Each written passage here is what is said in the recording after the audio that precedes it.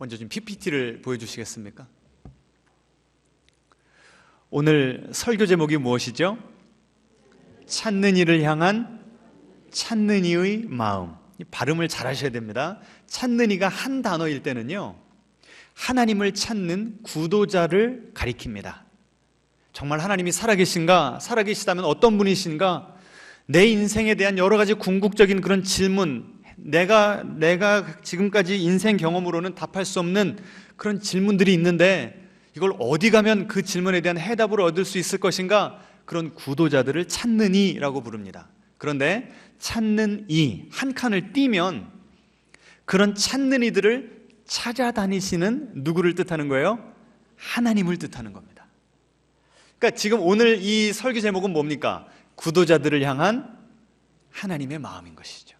이것이 오늘 설교 제목이고 오늘 제가 설교 가운데 다루고자 하는 주제입니다.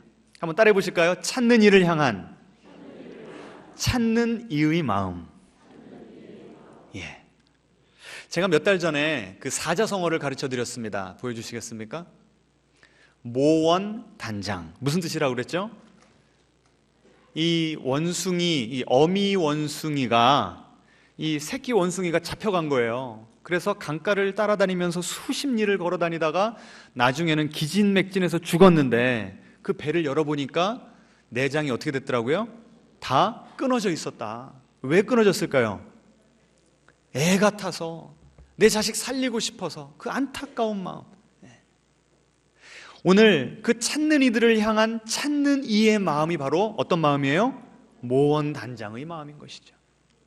저는 이 사자성어를 생각하고 오늘 설교를 준비를 하면서요, 또 옛날에 봤던 영화 하나가 생각이 났습니다. 영화 제목이 뭡니까? 크게 될 놈. 2019년에 나온 그 작품인데요, 김혜숙 씨, 손호준 씨가 이제 주연으로 나왔습니다. 김혜숙 씨가 연기한 저 어머니는 전라도에 있는 한 섬에서 식당을 합니다. 그리고 저 손호준 씨는 크게 될 놈이라고 하는 소리를 들으면서 나는 이 섬에서는 크게 될 수가 없다. 그래서 자고 있는 어머니 방에 들어가서 장롱에서 통장을 훔쳐가지고 서울로 상경을 합니다. 그런데 뭐 배운 것이 있습니까? 기술이 있습니까? 절도를 하다가 나중에는 결국 사람을 죽여요. 그래서 이 한참 범죄와의 전쟁을 선포하던 시기였기 때문에 사형 선고를 받습니다. 그 소식을 이 전라도 섬에 살던 엄마가 듣게 된 거예요. 얼마나 기가 막힙니까? 그래서 수소문을 해보니까 이 탄원서를 보내면 뭐가 좀 바뀔 수 있다는 거예요. 선처를 해줄 수가 있다는 겁니다. 그래서 동네 사람들을 만나러 돌아다니는데요, 아니 우리 이 자그마한 섬에서 이 살인자가 나오고 사형수가 나왔다는 게 말이 되는가? 그러면서 다 등을 돌려버립니다. 창피해 죽겠다고. 그러니까 이 엄마가 무슨 말을 하냐면요, 아들 살려내는 게 창피하다면 나는 엄마도 아닙니다, 이 말하는 거예요. 그 모든 수치를 내가 다 감당하겠다는 거죠. 그리고 이 아들을 보고 싶어서 찾아가는데요, 갈 때마다 이 아들이 이미 나는 사형수가 됐으니까 인생에 무슨 소망이 있습니까? 감옥에서도 난동을 부려가지고 계속해서 이 독방에 있게 되니까 면회를 할 수가 없는 거예요. 이 어머니가요, 한 번은 그 남편을 사별했는데 그 남편의 무덤에 가서 이렇게 이야기를 합니다. 차라리 나를 먼저 데려가라고. 내 속이 문드러져서 내가 살 수가 없다고. 지금 죽어가는 아들, 이 사형 선고를 받은 그 아들을 향한 이 어머니의 심정이 바로 그 사자성어, 어떤 심정이라고요? 예, 모원단장, 그 심정이었다는 것입니다. 그래서 이 어머니가요, 결국은 탄원서를 써주는 사람이 없으니까 내가 써야 되겠는데 까막눈이라 보건소에 있는 어떤 한 청년에게 부탁을 해가지고 나에게 한글을 좀 가르쳐 달라고. 그래서 삐뚤빼뚤한 글씨로 한글을 배워가지고 수백 통의 탄원서를 써서 국회에다가도 보내고 무슨 법원에다가도 보내고, 결국은요, 이 아들이 선처를 받아서 사형에서 무기징역으로 바뀌게 되는 거예요. 실화를 배경으로 했다고 합니다. 그래서 이분이요, 이 아들이 결국은 이 어머니의 사랑 때문에 다시 한번 소망을 얻고 힘을 얻어서 나중에 목사님이 됐다는 거예요. 이게 실화를 바탕으로 해서 그 책까지 나왔습니다. 똑같은 영화 제목과 똑같은 책까지 나왔어요. 이것이 바로 사랑의 힘입니다. 그 어머니의 심정이 어떤 심정이었다고요? 너무 애가 끌어서 이 내장이 다 끊어지는 듯한 그런 안타까움. 죽어가는 자식 한번 살려보겠다고. 이것이 바로 누구의 마음일까요? 하나님의 마음입니다. 벌써 설교가 어느 방향으로 갈지 아시겠죠? 내일 다음 주부터 우리는 전도 축제를 시작합니다. 거기 많은 영혼들이 찾는 이들이 이제 올 것인데, 그 찾는 이들을 먼저 누가 찾고 계셨어요? 하나님이 찾고 계셨어요. 이 찾는 이들을 향한 찾는 이의 마음이 가장 잘 드러난 곳이 있는데 바로 누가복음 15장입니다. 한번 성경 있으신 분들은 다 펼쳐보시겠습니까? 이 탕자 비유가 있는 이 누가복음 15장에는요, 예수님이 그 잃어버린 자들을 애타게 찾는 그 하나님의 마음을 잘 보여주는데 세 가지 비유를 통해서 보여줍니다. 첫 번째는 어떤 비유죠? 양이 100마리가 있는데 그 중에 한 마리가 없어진 겁니다. 그러니까 그 99마리의 양을 우리에다 그냥 놔두고 오로지 그 한 마리의 양을 찾으러 사방에 돌아다니다가 결국 찾아내죠. 이건 쉽게 찾아낸 겁니까? 어렵게 찾아낸 겁니까? 어렵게 찾아낸 거예요. 어떻게 찾아낸 거예요? 찾아낼 때까지 돌아다녔기 때문에 찾은 거죠. 그래서 그 찾은 양을 어깨에다 메고 돌아와서 너무 기뻐가지고 가만히 있을 수가 없으니까 어떻게 합니까? 친구들을 불러다가 잔치를 벌였다라고 나와요. 이게 첫 번째 비유입니다. 두 번째 비유는 뭐가 나오죠? 10개의 동전이 있었는데 그 중에 또 몇 개를 잃어버려요? 하나를 잃어버립니다. 그래서 집안을 그냥 샅샅이 뒤져가지고 언제까지 찾아요? 찾을 때까지 찾는 거예요. 그래서 그 하나를 찾게 되니까 너무나 기뻐서 또 누구를 불러요? 친구들을 불러다가 잔치를 벌였다는 겁니다. 자, 지금 제가 예를 들어서 예수님이고 여러분이 청중이라 그 스토리를 들었습니다. 근데 예수님이 이번에 세 번째로 비유를 또 말씀하시는 거예요. 아들이 둘이 있었답니다. 근데 그 둘 중에 하나가, 아버지 어차피 당신 돌아가실 거 그냥 당신 돌아가셨다고 생각하고 나한테 유산을 좀 미리 주셔. 그래서 빨리 처분해서 다른 나라로 가버렸습니다. 허랑방탕하게 다 써버렸어요. 그러면 세 번째 비유에서 그 둘째 아들이 그렇게 허랑방탕하게 집을 나갔다고 한다면 첫 번째 비유에 잃은 양, 두 번째 비유에 잃어버린 동전, 그럼 세 번째 비유는 누가 되는 거예요? 잃어버린 아들이 되는 거죠. 이 패턴이 이해가 되시죠? 그러면 여러분이 정말 경청하는, 그리고 아주 민감하고 똑똑하신 청중이라고 한다면 그 세 번째 스토리에서 무엇을 기대해야 됩니까? 보세요. 양을 잃어버렸을 때 양을 찾으러 나가서 적극적으로 찾으러 나가고 찾을 때까지 찾으러 나가서 결국은 발견을 하죠. 동전을 잃어버렸을 때도 적극적으로 아주 절박한 심정으로 모든 인생의 최우선순위와 관심을 거기에다 둬서 찾아내죠. 그러면 세 번째 비유라면 둘째 아들을 잃어버렸다고 한다면 어떤 일이 벌어져야 맞습니까? 누군가가 그 탕자를 찾으러 가야 되는 거 아닙니까? 그런데 놀랍게 이 세 번째 비유에는 누군가가 이 둘째 아들을 찾으러 나갔다라고 하는 묘사가 있어요, 없어요? 없어요. 원래는 누가 찾으러 갔어야 맞습니까? 아버지? 제가 볼 때는 아버지가 좀 이렇게 나이가 많이 드셨던 것 같아요. 그래서 다른 나라까지 가서 아들을 데리고 올 만한 그런 체력이 안 됐던 것 같습니다. 하지만 아버지는 그 장이 끊어지는 그 심정으로 매일매일 집 바깥에서 이 동구 밖을 이렇게 쳐다보면서 언제나 내 아들이 돌아올까? 오늘은 밥이나 제대로 먹고 있나? 노심초사 애가 타는 마음으로 아들을 기다렸던 겁니다. 그러면 누가 그 아들을 찾으러 나갔어야 맞습니까? 첫째 아들. 그런데 첫째 아들은 그렇게 하지 않았어요. 옛날 베트남 전쟁 때 미군 하나가 그 파병 갔다가 실종이 된 겁니다. 근데 그 군인, 그 실종된 군인의 형이 나는 반드시 내 동생 찾아야 된다고 베트남에 갔어요. 그 베트공들이 언제 그 총알이 날라올지 모르는데 목숨을 걸고 다 샅샅이 막 뒤지러 다닌 거예요.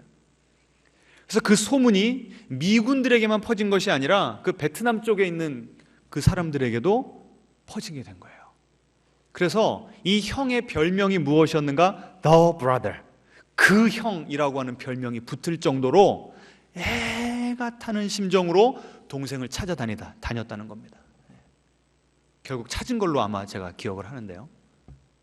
지금 이 스토리를 보면서 청중들이 무슨 생각을 하고 무엇을 기대했냐면 이 첫째 형이, 이 맏 형이 둘째 동생을 찾으러 나갈 것을 기대했습니다.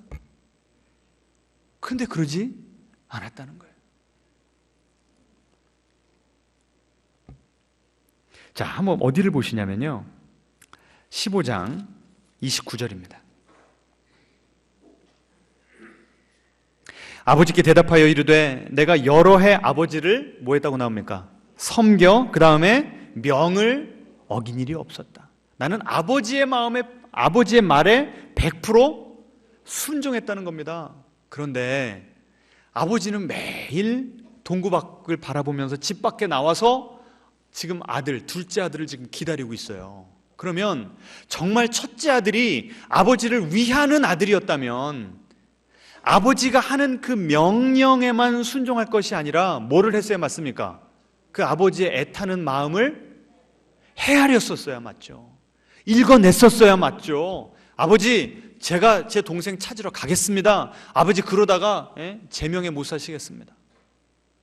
나서야 되는 거 아닙니까? 근데 지금 말로는 뭐라고 하고 있어요? 내가 명을 어김이 없다. 이것이 이미 이 아들과 아버지의 관계가 어떠했는가를 보여주는 것 같아요. 게다가 그 29절 후반절에 보시면 내게는 염소 새끼라도 주어 나와 내 벗으로 즐기게 하신 일이 없더니, 제가 오늘 이 본문 연구하면서 이번 주 연구하면서 새롭게 깨달은 겁니다. 보세요. 다른 그 비유들에는요, 6절 보시겠습니까? 집에 와서 그 벗과 이웃을 불러 모으고 나와 함께 즐기자. 9절에도 보시면 벗과 이웃을 불러 모으고 나와 함께 즐기자. 똑같은 표현이 나왔죠. 벗, 즐기자. 그런데 이 탕자 비유에서만 29절에 보시면 벗, 즐기게. 뭐가 빠져 있어요? 앞에 둘은 벗과 함께 즐길 때마다 무엇과 함께 즐긴 거예요? 잃어버린 것을 찾았기 때문에 그 찾은 것과 함께, 그 찾은 것으로 인해서 기뻐하면서 벗과 즐긴 거 아닙니까? 그런데 지금 이 맏형은 자기가 가서 찾아와서 그 둘째와 함께 파티를 하고 즐거워하며 기뻐해야 될 것인데 그것이 아니라 누구 없이 둘째 없이 그냥 내가 좋아하는 내 벗들과만 파티를 하겠다는 거예요. 여러분, 이 아버지와 첫째 아들의 이 온도 차이가 느껴지십니까? 느껴지세요? 왜 오늘 반응이 없으세요? 이것이 바로 하나님 아버지와 우리의 온도 차이입니다. 여러분, 여기 이 본문에 나온 아버지는 누굴까요? 하나님이죠. 여기 본문에 나온 첫째 아들은 누굽니까?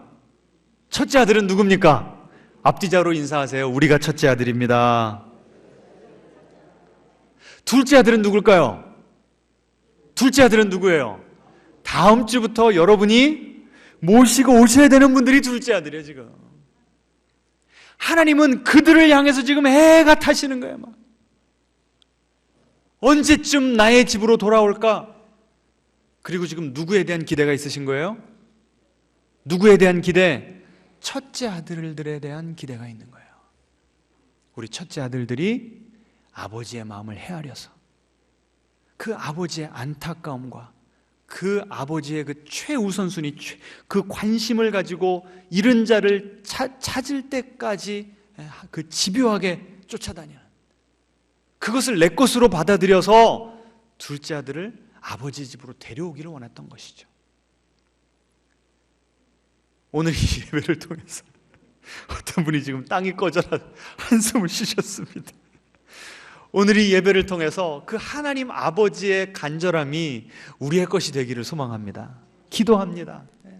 자, 그러면 지금부터 우리가 분석해 봐야 될 것이 있습니다. 왜 첫째 아들은 이렇게 마음이 냉랭했을까요? 왜 아버지의 마음을 헤아리지 못했거나 아니면 아예 아버지가 그런 바람이 있었던 것을 알면서도 일부러 외면했을까요? 가장 먼저는요, 자, 그 힌트가 29절에 나옵니다. 아버지께 대답하여 이르되 내가 여러 해 아버지를 섬겨라고 나옵니다. 섬기다라고 하는 것이요, 영어 번역에 뭐라고 해놨냐면 I have been slaving for you. slave라고 하는 단어를 썼습니다. 노예. 이 아들이, 첫째 아들이 집을 나가지도 않고 집에서 그렇게 아버지의 명을 어긴 적이 없고 성실하게, 그것도 하루 이틀이 아니라 여러 해 아버지를 열심히 섬겼는데 나는 나 스스로를 누구로 보고 있다는 거예요? 노예. 그럼 내 아버지는 아버지가 아니라 누굽니까? 주인인 거예요, 주인. 그러면 이 첫째 아들이 왜 이렇게 열심히 성실히 아버지께 100% 순종하면서 일했는지 답이 나오는 겁니다. 왜 그랬대요? 노예니까. 내가 밥을 얻어먹고 이 집에서 살고 아버지가 돌아가셨을 때 유산을 받을 만한 자격을 내 성실함으로 얻어야 된다고 생각을 했던 거예요. 이해가 되십니까? 내 선행으로, 내 종교심으로, 내 열심으로 하나님의 마음을 감동시켜서 내가 원하는 축복을 받아내야 되겠다는 거예요. 이게 바로 이 첫째 아들의 심정이었습니다. 그러면 이 첫째 아들은 정말 아버지를 사랑했던 겁니까? 이 첫째 아들이 이렇게 성실하게 아버지를 섬겼던 그 마음 깊은 곳에 있는 그 동기가 무엇이었습니까? 사랑이에요? 두려움이에요? 내가 하루라도 일을 빠지고 불성실하면 아버지가 야, 너 관둬. 나 이제 죽을 날 얼마 안 남았는데 변호사 대동해가지고 내가 이 유언장 바꿔버릴 거야. 그럴까봐 무서워서 그렇게 열심히 일했다는 거예요. 그러니 아버지를 생각할 때 기쁨이 있겠습니까? 아버지를 섬길 때 기쁨이 있었겠습니까? 없었던 거죠. 여러분은 이렇게 날씨도 궂은데 피곤한 몸을 이끌고 주일날 오전에 예배를 드리러 오셨는데 예배 드리는 모습은 똑같습니다. 근데 여러분의 마음 깊은 곳에 그 동기가 무엇입니까? 어떤 분 그러세요. 제가 주일날 하루 빠졌더니 그 다음날 접촉사고가 났습니다. 그래서 주일날 빠지고 싶어도 못 빠지겠습니다. 그럼 그 마음 동기가 뭐예요? 두려움이죠, 두려움. 그러면 하나님을 섬기는데 기쁨이 있을까요, 없을까요? 없죠. 그러니 기쁨이 없는데 그 하나님 아버지가 무엇을 중요하게 생각하시고 어디에 관심을 두시는지 내가 신경 쓸 필요가 있어요, 없어요? 없어요. 책만 안 잡히면 되지. 그냥 겉으로 잘 보여서 내가 원하는 것만 얻어내면 되는 거지 하나님 아버지의 마음이 내 마음이 될 필요가 없는 것입니다. 또 이 첫째 아들의 마음은 어땠는가 하면 자 30절 보시겠습니다. 이렇게 나옵니다.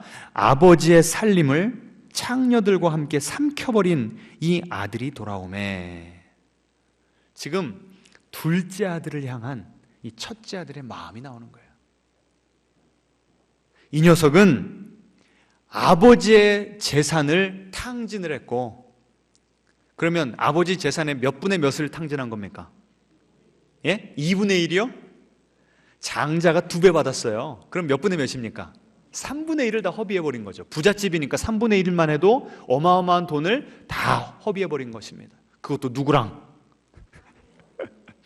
그러니까 아버지의 얼굴에 우리 가문에 먹칠을 한 저 인간, 그 다음에요 이 아들이라고 나오는데 영어로 보시면요 This son of yours, 당신의 아들이라는 거예요. 당신의 아들. 원래 누구라고 불러야 돼요? 제대로 된 아들이면, 아버지를 사랑하는 아들이면 내 동생 그래야 되는 거 아닙니까? 근데 당신의 아들이라는 거예요. 무슨 말입니까? 나는 이 우리 가문에 먹칠한 저 녀석이랑은 상종하기도 싫다는 거예요. 여러분, 오늘 본문에는요, 두 아들이 나오죠. 그런데 15장 1절과 2절로 가보시겠습니까? 누가복음 15장 1절과 2절 이렇게 나옵니다. 모든 세리와 죄인들이 예수님의 말씀을 들으러 가까이 나오니 바리새인과 서기관들이 수군거려 이르되 이 사람이 죄인을 영접하고 음식을 같이 먹는다 하더라. 지금 예수님의 말씀을 들으러 온 사람들이 딱 몇 부류라는 거예요? 두 부류. 한 부류는 누굽니까? 1절에 나온 세리와 죄인들이고, 또 다른 부류는 누구예요? 바리새인과 서기관들입니다. 그러면 첫째 아들은 세리와 죄인들 쪽일까요? 아니면 바리새인과 서기관들 쪽일까요? 첫째 아들은 바리새인과 서기관들입니다. 하나님의 율법을 최선을 다해서 지키는 사람들이었어요. 내가 볼 때 딱히 내가 회개할 게 있어요, 없어요? 없어요. 첫째 아들 쪽입니다. 그런데 둘째 아들은 그럼 누구를 대표하는 걸까요? 세리와 죄인들. 하나님 앞에 나와도 감히 내가 고개를 들 수가 없어서 하나님, 나는 죄인이로소이다 가슴을 치면서 회개할 수밖에 없는 사람들이 바로 이 둘째 아들인 것입니다. 지금 첫째 아들이 둘째 아들을 왜 찾으러 가지 않았는가? 경멸했기 때문에, 혐오했기 때문에, 정죄했기 때문에. 저런 인간은 우리 집 들어와서 살 자격 없다는 거예요. 차라리 없는 게 속 편하다는 거예요. 여러분, 우리 가족 가운데, 우리 주변에 있는 사람들 가운데 이런 둘째 아들과 같은 부류들이 있습니까? 없습니까? 많죠. 여러분의 그들을 향한 태도는 어떻습니까? 한 번이라도 하나님께서 그 둘째 아들들을 향한 마음이 어떠실지 한번 깊이 묵상해 보신 적 있으십니까? 그 바리새인들이 저 세리와 죄인과 창기들을 인간 취급도 안 해서 내가 저들과 같이 식사를 하면 내가 불결해져, 내가 부정해져. 그래서 함께 식탁 교제도 나누지 않았던 그 사람들을 하나님께서는 너무나 애타게 찾고 계셨다는 거예요. 그래서 그 하나님의 마음을 읽어내고 헤아린 누가? 예수님께서 그 죄인과 세리들을 만나러 돌아다니셨고 그들과 함께 식탁 교제를 나누셨던 겁니다. 왜 이 유대 종교 지도자들이 예수님을 십자가에 못 박은 줄 아세요? 그들과 같이 식사했다고. 그것이 큰 이유 중에 하나가 되는 것입니다. 여러분, 우리는 지금 누구를 데려와야 되는 거예요? 몇 번째 아들을? 둘째 아들을 데리고 와야 됩니다. 근데 여러분, 그들과 식사하실 때 마음이 편하십니까? 하나님의 마음이 아니고서는 그들에게 다가갈 수가 없어요. 자꾸 내 속에서 정죄가 일어나는데요. 우리 속에서 예수님 믿을 사람들은 요런 부류의 사람들이어야 될 것 같다고 우리가 이미 둘을 나누어 버렸어요. 하나님은 그렇지 않으시는데, 하나님은 우리가 그들에게로 다가가기를 원하시는데 우리가 먼저 우리 마음에 선을 딱 그어버린 것입니다. 이것이 바로 이 첫째 아들의 마음이었습니다. 또 다른 이유가 나옵니다. 왜 이 첫째 아들이 둘째 아들을 찾으러 가지 않았을까? 보세요. 둘째 아들이 지금 재산을 얼마를 탕진했다고 그랬죠? 3분의 1을 탕진해 버렸어요. 그럼 얼마가 남은 겁니까? 3분의 2가 남았죠. 그런데 그 아들을 다시 데리고 와요. 그러면 어때요? 또다시 거기서 3분의 1이 그 인간 같지도 않은 그 녀석에게 또 가야 되는 거예요. 여러분, 요새 가족 간에도 이 부모님의 이 재산 상속받을 때 얼마나 서로 갈등이 큽니까? 그 고통이 큽니까? 첨예한 이슈 아닙니까? 이 첫째 아들이 그것이 너무나 아까웠던 거예요. 그래서 내가 뭐 한다고 그런 손해를 봐야 돼? 이런 마음이었던 거죠. 여러분, 우리가 누구를 전도 한 명 하려면요, 그냥 됩니까? 그냥 돼요? 시간을, 헌신을 해야죠. 물질을 희생을 해야죠. 정성을 기울여야 되죠. 또 한번 교회 나오기 시작해봐요. 얼마나 신경이 쓰입니까? 우리 교회 나 혼자 나오면 얼마나 편한데, 누가 오면은 이 사람이 또 잘 적응을 하나, 밥은 또 잘 먹나, 계속 보살펴줘야 되니까 얼마나 신경이 쓰이는지 몰라요. 그러니까 지금 내 코가 석잔데 나중에 좀 먹고 살만하면 하지. 그 희생을 감당하기를 거부했다는 것입니다. 마지막으로요, 이 아들은 아버지에게도 이 화가 나 있었어요. 아까 제가 본문을 읽어드리지 않았습니까? 이 아들의 톤이요, 지금 엄청나게 화가 난 겁니다. 자격 없는, 인간 같지도 않는 저 녀석에게 은혜를 베풀어주고 무조건적으로 용서해주고 용납해준 그 아버지가 더 서운한 거예요. 원래 그런 잔치를 베풀어 주려면 누구를 위해서 베풀어 줘야 되는 게 맞습니까? 나를 위해서, 첫째 아들을 위해서. 어떤 한 교회 집사님이 시골에서 이 나물과 약초를 캐러 다니시는 분이 어느 날 산에 갔다가 이 야생 딸기를 발견하고서 다 따와가지고 목사님네도 돌리고 이 식구들, 이웃들이랑 나눠 먹었답니다. 아주 기분 좋게. 그런데 며칠 지나고 나니까 소문이 들리기를 시작하는데, 같은 교회에 나온 지 얼마 되지도 않은 초신자가 똑같이 나물 캐러 갔다가 산삼을 발견했다는 거예요. 어떻게 그럴 수가 있냐는 거예요. 교회를 다녀도 내가 몇 년을 더 다녔고 헌금을 해도 내가 얼마를 더 했는데 어떻게 하나님이 나한테는 뭐만 찾게 해주시고 저 사람은 뭘 찾게 해주셨어요? 이게 이해가 안 되는 거예요. 얼마나 억울한지. 지금 이 첫째 아들의 마음이 그런 마음이었다는 겁니다. 왜 교회를 잘 다니는 나보다 내 전도 대상자 저 사람이 더 경제적으로 부유한가? 저 사람의 자녀들이 더 잘 나가는가? 막 속이 상한 거야. 막. 너무 좀 찔리십니까? 그래서 그런 하나님이 서운하니까, 그런 하나님에 대해서 분노가 느껴지니까 그 하나님의 마음을 내 것으로 삼아서 그 둘째 아들들을 막 찾으러 돌아다니고 싶은 마음이 별로 안 생기는 거예요. 그러니 다음 주부터 6주간이 전도잔치가 펼쳐진다는데 이걸 어떻게 해야 될지 고민하는 여러분이 혹시 계실 것 같아서, 그래서 제가 오늘 이 설교를 준비한 겁니다. 만약에 여러분이 그 첫째 아들의 멘탈리티를 가지고 지금 신앙생활을 하고 계신다면 우리는 어떻게 해야 될까요? 어떻게 해야 될까요?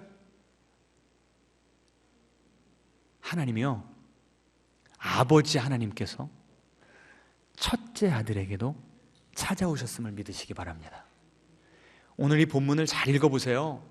둘째 아들이 저 동굴 밖에서 터벅터벅 거짓골을 하고 한 걸음씩 내딛고 올 때 누가 뛰어나갔어요? 아버지가. 그러니까 집 안에 계셨어요? 집 바깥에서 기다리고 계셨어요? 집 바깥에서. 그래서 아들을 아버지의 집까지 데리고 온 거였습니다.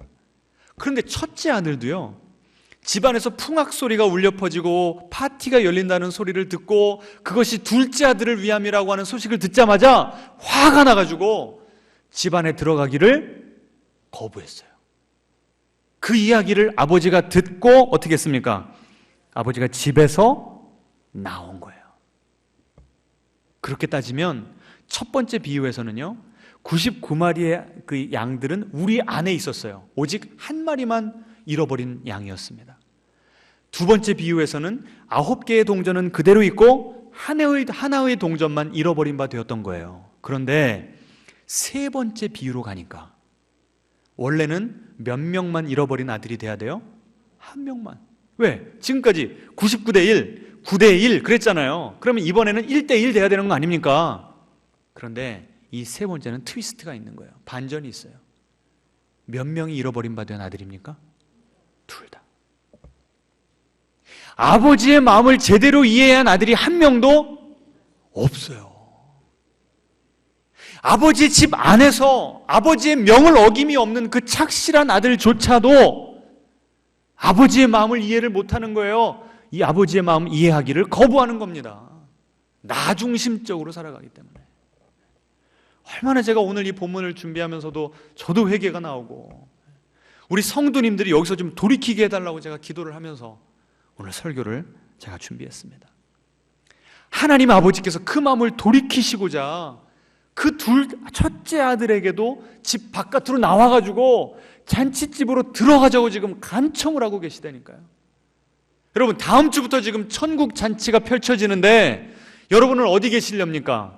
집 바깥에 계시렵니까? 아니면 오늘 지금 하나님이 여러분을 손잡고 이끄시는데 집 안으로 들어오시렵니까? 들어오시려면 혼자는 못 들어오시는데, 아버지가 또 이렇게 말합니다. 31절에 얘야. 뭐가 느껴지세요?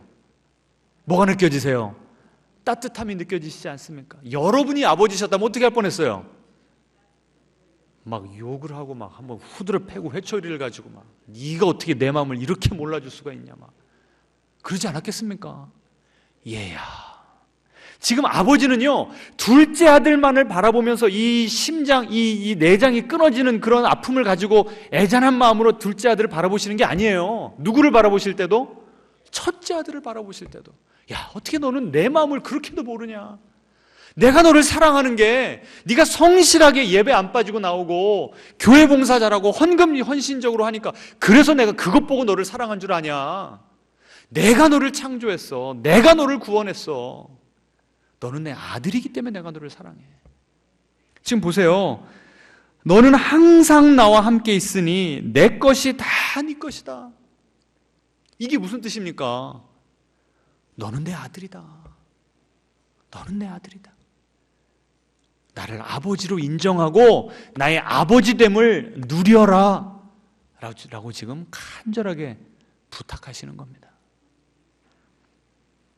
여러분은 지금 하나님의 아버지 되심을 누리고 계십니까? 그 하나님의 그 품 안에서 평안함과 만족함을 누리고 계십니까? 지금요, 누구를 데리고 와야 될까? 그래야 지금 목사님 볼 면목이 있을까? 이게 지금 중요한 질문이 아니에요. 다음 주에 설령 아무도 못 데리고 오신다고 한들 지금 가장 중요한 본질적인 이슈는 누구와 누구와의 관계입니까? 하나님과 나와의 관계예요. 지금 나는 노예입니까? 아들입니까?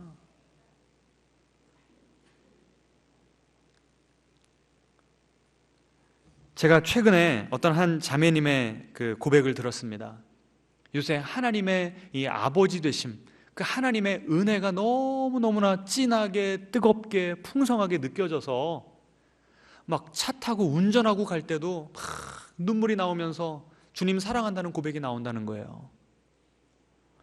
몇 년 전에 우리 교회 처음 왔을 때만 해도 너무나 가슴 아픈 일을 겪었습니다. 그리고 하나님, 그 가슴 아픈 일을 허락하신 하나님이 이해가 되지 않아서 하나님과 거리가 멀어진 그런 상태로 우리 교회에 오셨다는 거예요.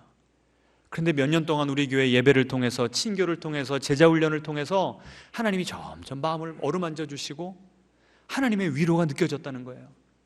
그리고 최근에는 그 가슴 아픈 일만, 과거를 생각할 때 그 가슴 아픈 일만 생각을 했었는데 갑자기 성령님께서 무엇을 기억나게 해주시냐면 그 가슴 아픈 일 가운데 하나님의 은혜가 있었음을, 하나님의 긍휼하심이 있었음을 깨닫게 해주셨다는 거예요. 그래서 지금까지는 과거를 생각했을 때 속상한 일, 그 아픔만 생각했는데 이제는 그 아픔보다 그 아픔 가운데 동행하셨던 하나님의 은혜가 더 크게 보인다는 거예요. 그게 막 느껴지니까 너무 감사하고 너무나 감격스럽고 막 눈물이 나올 정도로. 그러면서 이 성도님이 무엇이 바뀌었는가? 사람들을 바라보는 관점이 바뀌었다는 거예요. 이제는 친척만 봐도 저 친구 예수 잘 믿어야 되는데 내가 같이 성경 공부 같이 하자고 그래야 되겠다.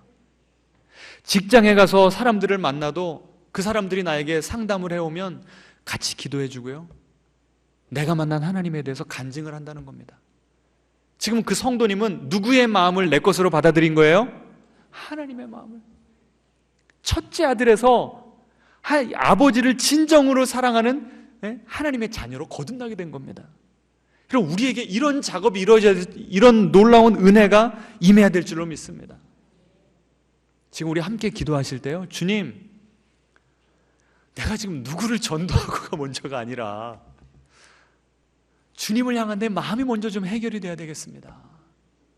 오늘 나를 만나주시기 위해서, 그 아버지의 풍성한 품으로 나를 이끄시기 위해서 아버지 집 바깥으로 나오셔서 나를 만나주신 주님, 내가 그 주님의 마음을, 그 애잔한 마음, 내가 다시 한번 경험하게 되기를 원합니다. 그렇게 기도하시면서 은혜가 회복되시기를 축원합니다.